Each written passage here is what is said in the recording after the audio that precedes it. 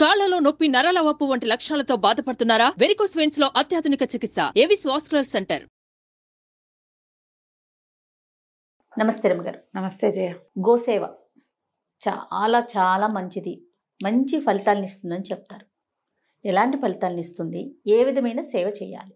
ఎలాంటి ఫలితాన్నైనా ఇస్తుంది అది. అంతే. గోసేవ అనగానే ఒకటి గుర్తొస్తూ ఉంటుంది జయ నాకు. చిన్నప్పుడు మేము 6th 7th క్లాసుల్లో ఉన్నప్పుడే రఘువంశం చదువుకున్నాం. రఘువంశం అంటే పేరు విన్నావు కదా, చాలా సార్లు నా దగ్గరే విన్నాను. మహాకవి కాళిదాసు రాసిన రఘువంశం. ఈ రఘువంశం పంచమహాకావ్యాల్లో ఒకటి. రఘువంశం చదువుకోవడం అంటే చాలా పెద్ద విద్య సాధించినట్టే. మరి పైగా ఈ రఘువంశం అంటే ఏమిటి?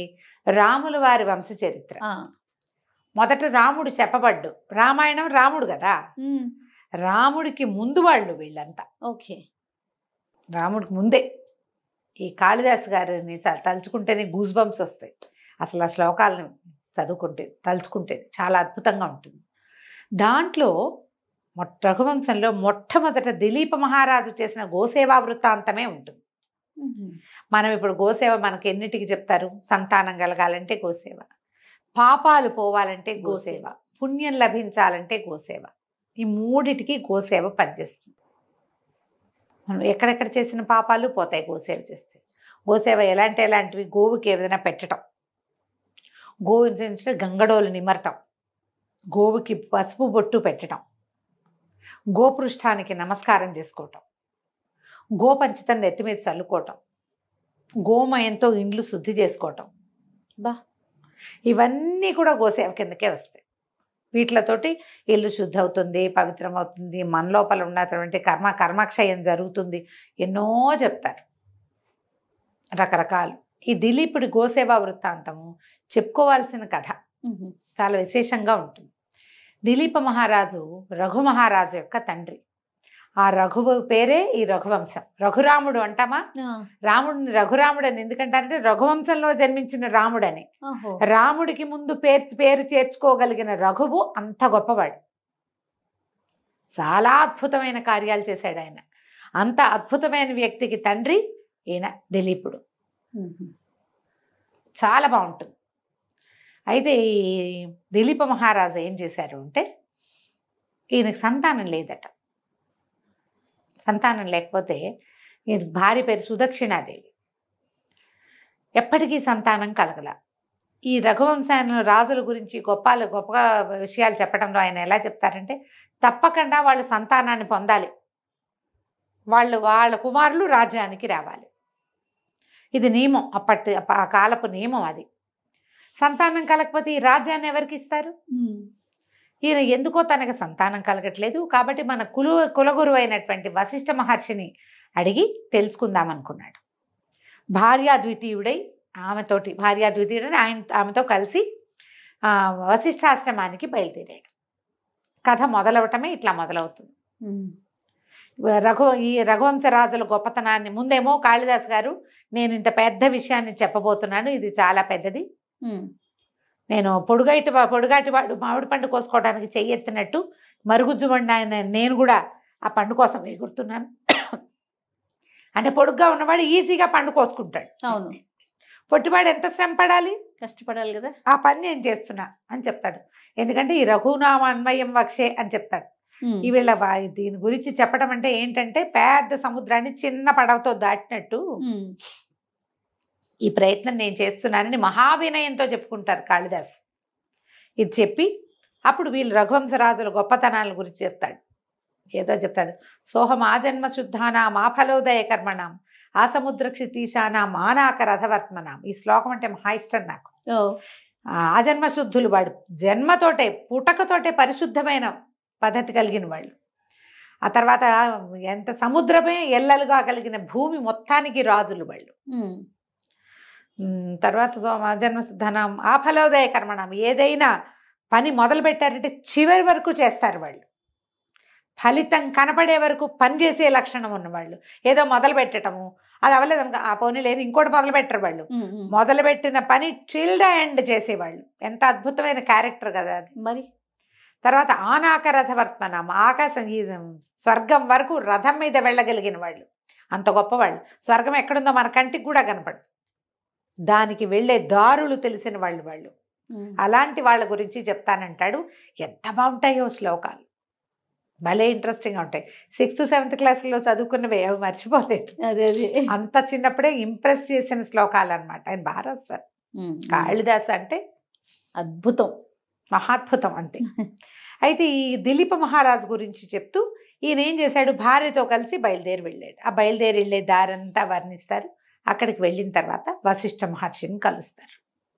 వశిష్ఠ మహర్షి ఏం చెప్తారంటే, ఈయన అడుగుతాడు, నేను సంతానం లేదు, నా పితరులు నేను ఇచ్చేటప్పుడు నేను ఇస్తుంటే నేను వదులుతాను కదా, తర్పణాలు విడిచేటప్పుడు వాళ్ళు చాలా కష్టపడుతున్నారు అనిపిస్తుంది. ఏంటి వీడిస్తున్నాడు, వీడి తర్వాత మాకెవరిస్తారు నీళ్లు అని నా పితృదేవతలు బాధపడుతున్నారు. నాకు అట్లా అనిపిస్తోంది. నా కోసం సహాయం చేయి, నాకు నువ్వే మాకు గురువి, నా సంతానాన్ని పొందే మార్గం, నాకెందుకు సంతానం కలగట్లేదో తెలియజేయి, సంతానం పొందే మార్గాన్ని తెలియజేయమంటారు. అప్పుడు వశిష్ఠ మహర్షి బాగా ఆలోచించి ఆయన తపశక్తితోటి ముందు తెలుసుకుని ఏం జరిగిందో, నాయన ఒకనాడు నువ్వు ఇంద్రుణ్ణి చూడ్డానికి వెళ్ళావు స్వర్గానికి. వెళ్ళి తిరిగి వస్తుంటే కామధేనువు కల్పవృక్షపు నీడలో తన సంతానంతో వేంచేసి ఉంది. అక్కడ ఆమెకి నమస్కారం చేయాలి. కామధేను అంటే మొట్టమొదటి ఆవు, సురలోక గోవు, కోరిన కోరికలు ఈడేర్చేది. ఆమె తన పుత్రికతోటి అక్కడ ఉంది, సంతానం ఉంది కామధేనువుకి. ఆమె అక్కడ కూర్చుని ఉండగా నువ్వు నమస్కరించకుండా వెళ్ళిపోయావు. నువ్వు ఎందుకు వెళ్ళిపోయావు? భార్య ఋతుస్నాత అయి ఉంది అంటే అప్పుడు మనం ఇదేమని చెప్తాము, మనం సేఫ్ పీరియడ్ అని చెప్తాం కదా. పూర్వకాలపు పద్ధతి ఎట్లా ఉండేదంటే, కరెక్ట్గా పీరియడ్స్ అయ్యి ఆవిడ స్నానం చేసి ఉన్నప్పుడు అప్పుడు గర్భధారణ అవకాశాలు లభిస్తాయి. కాబట్టి ఆ సమయంలో తప్పకుండా భార్యా సంగమం చేయాలి, అది నియమం. ఆమె తన కోసం వేచి ఉంటుందని ఈయన వచ్చేసాడు. నువ్వు వచ్చేసావు, ఆవిడ నీకేసి చూస్తోంది కామధేనువు, తనని చూడకుండా, సంతానంతో ఉన్న నన్ను చూడకుండా ఏ పని మీద ఇతను వెళ్తున్నాడో ఆ పని ఇతనికి అవ్వదు అని ఆమె అనుకుంది. శపించిందని పెద్దగా చెప్పబడదు అన్నారేమో, నాకు అట్లా అనిపించదు. నన్ను చూడకుండా ఏ పని మీద వెళ్తున్నాడో ఆ పని అవ్వదు, అంతే చాలు, నీకు సంతానం కలగలేదు నాయన అంటే అని నువ్వు ఆమెను సేవించాలి. భగవంతుడు నీకు ఇచ్చిన అవకాశం ఏంటంటే, కామధేనువు యొక్క పుత్రిక అయిన నందిని మనకి ఇక్కడ హోమధేనువుగా ఉంది. హోమధేను అంటే హోమానికి కావలసిన పాలు, పెరుగు, వెన్న, నెయ్యి అన్నీ ఆమె నుంచే వస్తాయి. మన ఆశ్రమంలోనే ఉంది. ఈమెని సేవించు, యావుని సేవించమన్నాడు. నందినికి ఒక దూడ కూడా ఉంది, చిన్న శిశువు ఉంది. నువ్వు ఇక్కడ ఉండి ఆశ్రమంలో ఉండిపోంటే తనతో వచ్చిన వాళ్ళని పంపించేసి భార్యతో సహా ఆ పర్ణశాలలోని ఈ ఋష్యాశ్రమంలోనే ఉండిపోయాడు దిలీప్ మహారాజు. వెళ్ళిపోయి ఉండి ఇక్కడ పొద్దున్నే రోజు ఏం చేసేవాళ్ళు, భార్యాభర్త ఈ ఆవుని చక్కగా ఆశ్రమం అంతా బాగు చేసి, ఆవు ఉన్న శాలంతా బాగు చేసి, తర్వాత దూడకి పాలిచ్చి, దూడ పాలిచ్చిన తర్వాత ఆవును తోలుకుని, ఆవు బాగా నడవాలి, గడ్డిగా మేయడానికి తీసుకుపోయేవాడు. అడవంతా తిప్పి సాయంకాలం తిరిగి వచ్చేవాళ్ళు. సాయంకాలం రాగానే ఈవిడ ఏం చేసేది, గబగబా ఆవిడకి హారతి ఇచ్చి బొట్టు పెట్టి పువ్వులు వజ్జల్లి ఆయనకి ఆవిడకి నమస్కారం చేసుకున్నాక ఆవు తన దూడకి పాలు ఇవ్వడానికి వెళ్ళిపోయింది. ఉదయకాలంలో తీసిన పాలు హోమంలో వాడుకునేవాళ్ళు, సాయంకాలం ఆ దూడకి పాలు ఇచ్చేసేది, అంతే. కొన్ని రోజులు ఇక్కడ ఉన్నారు, 3 వారాలు ఉన్నారట. 21 days అని చెప్తారు. అయితే ఏం చేసేవాడు, ఆవుని తోలటం కాదు, తీసుకెళ్ళటమే. కూర్చుంటే కూర్చున్నాడు, నుంచుంటే నుంచున్నాడు, నడిస్తే నడిచాడు. ఆవు ఎటు వెళ్తే అటు వెళ్ళాడు. ఆవుని రక్షించాలి, అడవి కదా. అక్కడి నుంచి దాని మీద ఏమైనా ఆవు మీద ఈగలు అవి వాళ్తుంటే ఆ తోకతో ఈయన కూడా తుల్చేవాడు. తర్వాత దానికి మెడ కొంచెం దురద పుడుతుంది. ఆవులకి గంగడోలు నిమరటం ఒక సేవ.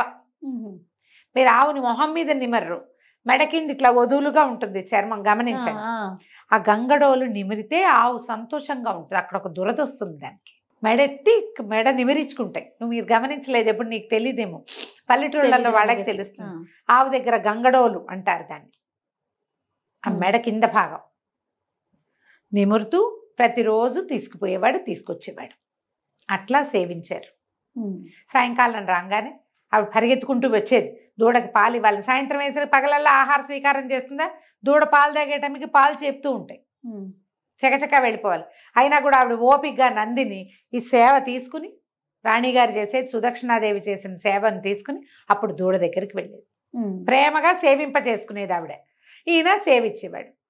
21 రోజులు గడిచాక ఏమైందట, ఈ ఆవు అలా వెళ్తూ వెళ్తూ ఒక గంభీరంగా ఉన్న ఒక కొండ గుహలోకి ప్రవేశించింది. ఈయన గబగబా ఆవును రక్షించాడు. చటుక్కుని భయమైపోయింది, లోపలికి వెళ్ళిపోయింది. వెళ్ళేసరికల్లా ఓ పెద్ద సింహం వచ్చి పడింది ఆవు మీద.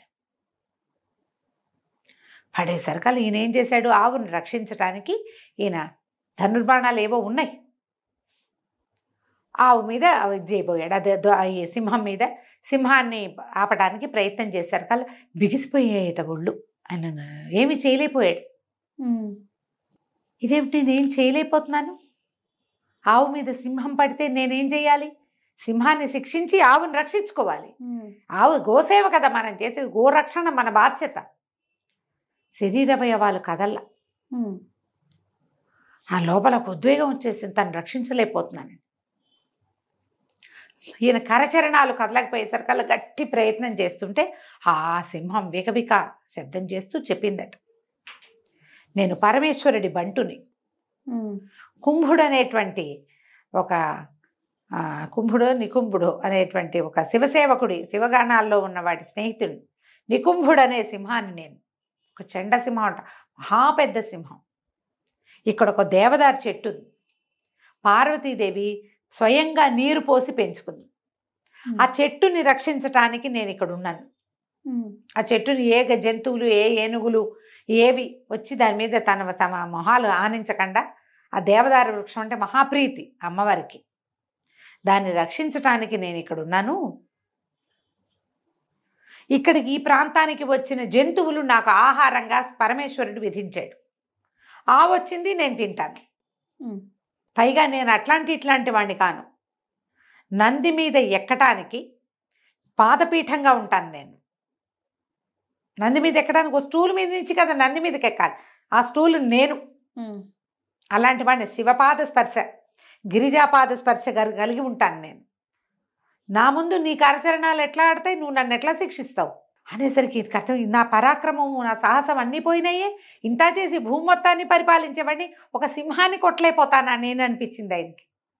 అవమానపడిపోయాడు ఆయన, బాధపడ్డాడు. గోవుని రక్షించాలి, సింహాన్ని శిక్షించాలి, నా శక్తి ఎందుకు చాలటం లేదు. అప్పుడు పరమేశ్వరుడి దగ్గర ఉన్న సింహం అనేసరికి మరి భగవంతుడి ముందు నేనెంత వాడిని, భగవంతుడి పాదసేవ చేసుకునేటువంటి సింహాన్ని నేనేం చేయగలను. కానీ అప్పుడు ప్రార్థన చేస్తాడు, నీకు ఆహారం కావాలి, నేనేమో గోవును సేవించాలి, గోసేవ కోసం నన్ను నేను సమర్పించుకుంటాను, నన్ను తినేసేను, నీకు ఆహారం నేనైపోతా, గోవును వదిలిపెట్టు. సాయంత్రానికి గోవు వశిష్ఠాశ్రమానికి వెళ్ళిపోతుంది. అంటే ఈయన సింహం ఎక్కిరిస్తాడు, ఏమిటి ఒక కేవలమైన గోవు కోసం ప్రాణాలు ఇస్తావా, 1,00,000 గోవులు ఎడం చేత్తో ఇవ్వగలవు నువ్వు. భూమండలానికి రాజంటే భూమి మీద ఉన్న ప్రతి ఆవు నీదే కదా, ఆ గోదానం చేయగలిగిన సమర్థుడివి. ఒక కేవలమైన గోవు కోసము నువ్వు నీ ప్రాణాలు అర్పిస్తావా అంటే కాదన్నాడు. గోవు కేవలమైంది కాదు, భూమితో సమానమైంది. పైగా మా గురువు యొక్క గోవు, హోమధేనుడు. ఈమెను రక్షిస్తానని నేను ఒప్పుకుని ఇన్ని రోజులుగా ఆమెను సేవిస్తున్నా. రేపు నా వంశానికి బీజం పడాలంటే ఈ సేవే నాకు ఫలితం లభిస్తుంది.